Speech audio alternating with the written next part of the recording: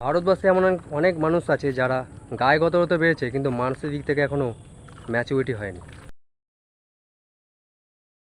বাবার টাকায় ফুটানি করে কোনো লাভ নেই।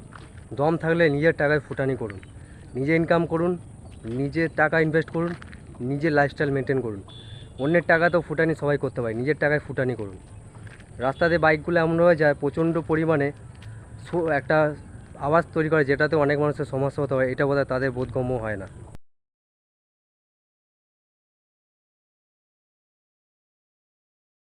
নিজের স্কিলস ডেভেলপ করুন আর মনিটাইজ করুন। আপনার ইন্টারেস্ট কী সেই রিলেটেড আপনার স্কিলস ডেভেলপ করুন।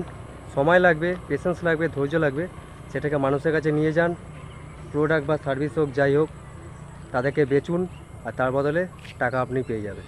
কিন্তু যতটা সহজ বলে মনে হচ্ছে ততটা সহজ নয়। তার জন্য সময় লাগবে, পরিশ্রম লাগবে, ধৈর্য লাগবে। স্কিলস বেটার করুন, নলেজ গ্যাদার করুন আর মাইন্ডসেট তৈরি করুন, অ্যাটিটিউড তৈরি করুন আর মনিটাইজ করুন। টাকা আপনি কামাতে পারবেন, ভালো রকমই কামাতে পারবেন।